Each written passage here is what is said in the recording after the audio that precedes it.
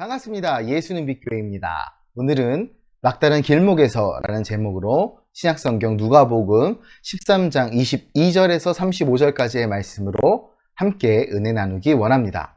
먼저 오늘 본문 말씀 함께 보겠습니다. 예수께서 각 성, 각 마을로 다니사 가르치시며 예루살렘으로 여행하시더니 어떤 사람이 여짜오되 주여 구원을 받는 자가 적으니까 그들에게 이르시되 좁은 문으로 들어가기를 힘쓰라. 내가 너희에게 이르노니 들어가기를 구하여도 못하는 자가 많으리라. 집주인이 일어나 문을 한번 닫은 후에 너희가 밖에 서서 문을 두드리며 주여 열어주소서 하면 그가 대답하여 이르되 나는 너희가 어디에서 온 자인지 알지 못하노라 하리니 그때에 너희가 말하되 우리는 주 앞에서 먹고 마셨으며 주는 또한 우리의 길거리에서 가르치셨나이다 하나 그가 너희에게 말하여 이르되 나는 너희가 어디에서 왔는지 알지 못하노라. 행악하는 모든 자들아 나를 떠나가라 하리라. 너희가 아브라함과 이삭과 야곱과 모든 선지자는 하나님 나라에 있고 오직 너희는 밖에 쫓겨난 것을 볼 때 거기서 슬피 울며 이를 갈리라. 사람들이 동서남북으로 와서 하나님의 나라 잔치에 참여하리니 보라 나중된 자로서 먼저 될 자도 있고 먼저 된 자로서 나중될 자도 있느니라 하시더라. 그때 어떤 바리새인들이 와서 이르되 나가서 여기를 떠나소서 헤롯이 당신을 죽이고자 하나이다. 이르시되 너희는 가서 저 여우에게 이르되 오늘과 내일은 내가 귀신을 쫓아내며 병을 고치다가 제3일에는 완전하여 지리라 하라. 그러나 오늘과 내일과 모레는 내가 갈 길을 가야 하리니 선지자가 예루살렘 밖에서 죽는 법이 없느니라. 예루살렘아 예루살렘아 선지자들을 죽이고 네게 파송된 자들을 돌로 치는 자여 암탉이 제 새끼를 날개 아래 모음같이 내가 너희의 자녀를 모으려 한 일이 몇 번이냐. 그러나 너희는 원하지 아니하였도다. 보라 너희 집이 황폐하여 버림받으리니라. 내가 너희에게 이르노니 너희가 주의 이름으로 오시는 이를 찬송하리로다 할 때까지는 나를 보지 못하리라 하시니라. 아멘. 운전하는 사람들이 가장 선호하는 도로는 아마 고속도로일 겁니다.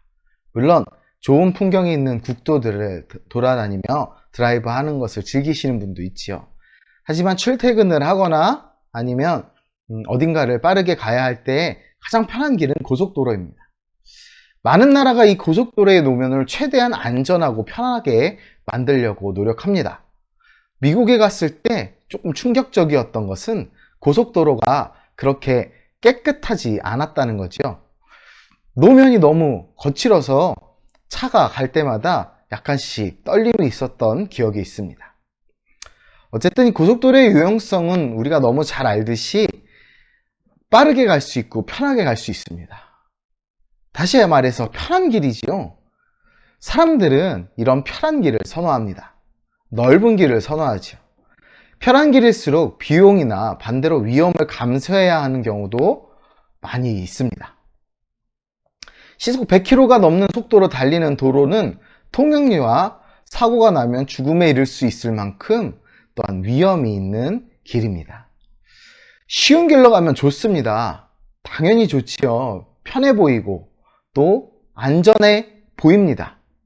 고속도로에서 정규속도를 지키고 또 교통법규를 잘 지키면 안전하지요. 그러나 그 길이 생명길인지 사망의 길인지는 우리가 그 길의 끝에 다다랐을 때 알 수 있습니다. 문의 경우도 마찬가지입니다.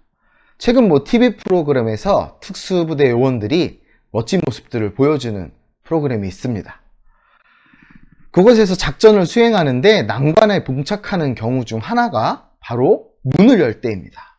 자물쇠로 굳게 닫힌 문은 쉽게 부서지거나 열리지 않습니다. 그래서 그들의 속도를 늦추는 역할을 하지요. 큰 장애물이 된다는 이야기입니다. 만약에 그 문들이 열려 있다면 그들의 진행 속도는 훨씬 빠르겠지요. 우리도 마찬가지입니다. 어느 공간에 갈 때, 집에 들어올 때도 집 문이 열려 있으면 훨씬 편하고 빠르게 들어가겠지요. 또 문이 좁다고 생각하면 어떨까요? 많이 불편하겠지요. 그러나 그 문이 멸망으로 통하는 문인지 승리로 통하는 문인지 우리가 알아야 하며, 그 문의 크기나 잠겨 있냐 아니면 열려 있냐, 이게 아니라 그 문을 열었을 때 무엇이 있느냐가 중요한 것입니다. 결국 그 길 너머, 그 문 너머에 무엇이 있는지 우리가 알아야 합니다. 아무리 보기 좋아도 우리가 가야 할 곳은 본향, 천국, 바로 그것입니다. 유일한 생명의 길인 예수님을 따라 좁은 문을 통과하여 가기 원합니다. 오늘 본문을 통해 그 길과 문을 발견하기 원합니다. 함께 본문으로 들어가 보겠습니다.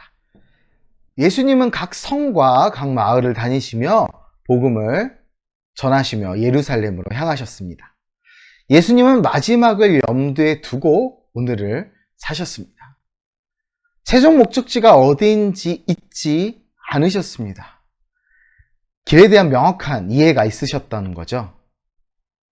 다른 말로 인생의 로드맵의 시작과 과정과 결과를 보고 계셨습니다. 사람이 자기의 인생의 시작과 과정과 결과를 안다면 그 과정이 훨씬 힘있고 쉬울 수 있지요. 그런데 예수님의 길은 결코 쉬운 길은 아니었습니다. 자, 이런 예수님의 상황 속에 23절에 보면 어떤 사람이 이렇게 질문합니다. 구원을 받을 자가 적으니까? 이 질문은 당시 많이 회자가 됐던 주제였습니다. 아니, 현대를 사는 우리에게도 너무나 중요한 질문이지요. 유대인들은 그들 대다수가 구원받을 거라고 생각하고 있습니다. 아직도 유대교와 기독교를 다르게 보는 이유가 여기에 있습니다. 그들의 구원은 예수님께 있지 않기 때문입니다. 참고로 말씀을 드리면 우리가 알면 좋은 것이 유대인과 유대교는 엄연히 다르게 구분해야 합니다. 유대인은 아브라함과 이삭과 야곱의 후예로 혈연관계, 또 같은 민족으로 묶여있는 사람들입니다. 1500만 명 정도의 유대인들이 전 세계에 있다고 합니다. 반대로 유대교는 구약을 믿는 사람들로 유대인들 중에 일부의 그 유대교를 믿는 사람들이 있습니다. 그래서 유대인은 혈연관계이기 때문에 유대교와는 상관이 없습니다. 이 유대교는 바리새파, 사두개파 등 여러 계파로 나오는데 성경에 나오는 유대인들을 뜻하며 또 현재는 바리새파가 더 많다고 전해져 있습니다. 그리고 예수님을 믿는 유대인을 메시아닉 주라고 합니다. 자, 이들은 구약과 신약을 모두 믿으며 예수님을 구주로 영접한 사람들입니다. 우리가 성경에서 발견하는 유대인들 중에 그리스도를 믿은 사람들, 그들을 메시아닉 주라고 합니다. 이들은 전체 유대교인들 중에 2%에 불과하다 합니다. 선택받은 민족, 우리가 익히 들어 알고 있는 선택받은 민족인 유대인들이 2%밖에 예수님을 알지 못합니다. 그들 역시도 우리에게는 복음을 전할 대상이며 선교의 대상입니다. 또 반대로 이야기하면 그들이 예수님을 믿는 것이 그만큼 어렵다는 일입니다. 아직까지도 어렵다는 거지요. 이런 그들에게 예수님이 오늘 본문에 부정적인 답변을 하십니다. 24절에 보면 좁은 문으로 들어가기를 힘쓰라 하십니다. 구원의 문은 넓지 않으리라는 말씀입니다. 왜일까요? 그들이 현재적 헌신 없이 미래적 낙관론에만 빠져있기 때문입니다. 사람들은 결과에 집착합니다. 그러나 그 결과는 오늘 선택하는 그 길에 달려 있습니다. 내가 예수님을 믿고 안 믿고에 따라서 우리의 인생의 결과가 달라집니다.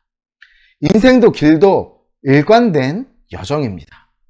오직 한 길이지요. 한 사람의 인생은 한 길입니다. 그 사람의 인생이 여러 갈래로 구별될 수 없습니다. 그 사람의 인생은 태어남과 그리고 살아감과 죽음 모두 한 길로 이어져 있습니다. 여러분의 미래를 오늘 결정하십시오. 세상의 대로가 아닌 좁은 길이신 예수님을 따라가기 원합니다. 집주인이 문을 닫으면 사람들이 밖에서 열어달라고 할 것입니다. 그들이 주장하는 근거는 예수님과의 식사 내지 집회 참석입니다. 그들이 같이 있었다는 겁니다. 예수님과 같이 있었으니까 문을 열어달라고 합니다. 그런데 주님은 27절에 그들을 모른다고 2번이나 말씀하십니다. 오히려 행악자들이라며 떠나가라 27절에 말씀하시죠. 무슨 말씀입니까? 예수님에 대해서 안다고 교회에 와봤다고 구원을 받는 것이 아니라는 겁니다. 그리고 사후에 구원의 기회가 재차 주어질 것이라는 주장이나 주역 부제설처럼 닫힌 천국문이 재차 열리는 일이 없다는 점을 예수님은 다시 한번 말씀하고 계신 겁니다.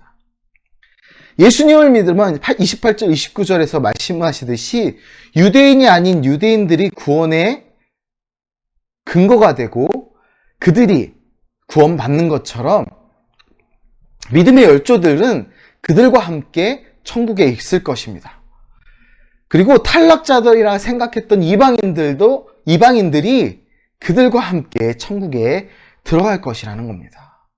먼저 된 유대인들은 천국에 들어가지 못하고 나중 된 이방인들은 들어가 천국에 하나님과 예수님과 함께 거하는 것입니다. 천국은 영원한 병곡적인 시작입니다. 그러면 우리는 구원받는 이방인이라고 안심해서 되겠습니까? 우리는 영적 이스라엘입니다.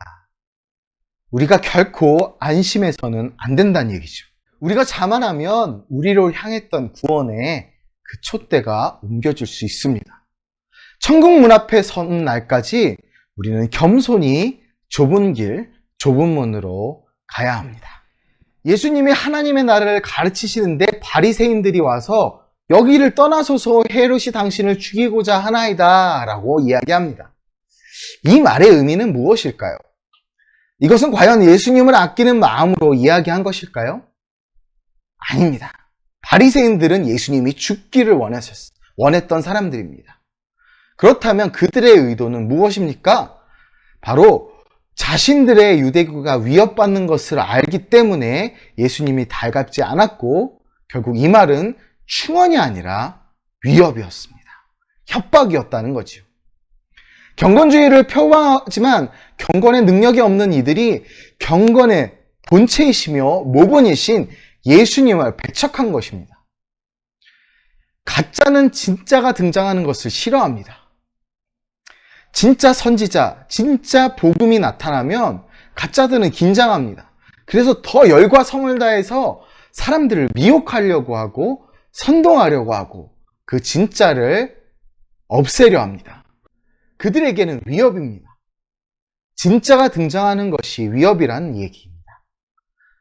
그러나 속지 마십시오. 사탄은 거짓과 두려움을 심는 존재입니다. 하나님의 말씀은 진리 안에서 평안을 줍니다. 사탄과는 다릅니다. 예수님은 32절을 보면 헤롯을 여우라 부르셨습니다. 호랑이도 아니면서 호가 호위하는 영악한 존재라는 거지요. 그러면서 예수님은 갈 길을 가겠다 선언하십니다. 뜻이 있는 곳에 길이 있다는 말이 있습니다. 여러분의 뜻은 어디에 있습니까? 주님께도 적용되는 말입니다. 왜냐하면 예수님은 닫힌 길에도 뜻을 두시고 길을 만드셨기 때문입니다. 세상 속에서 바리새인들이 위협하고 헤롯이 주시할지라도 두려워하지 않으셨습니다. 우리도 마찬가지입니다.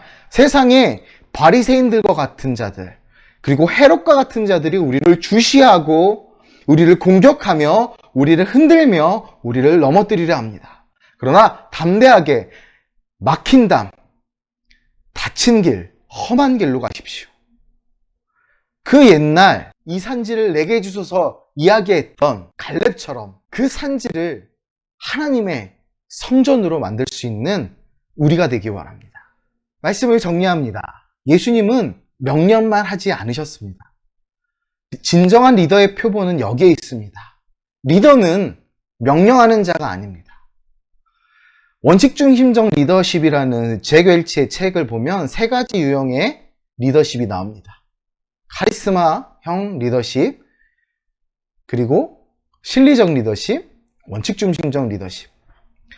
여기서 카리스마적 리더십은 명령하는 리더십을 이야기합니다.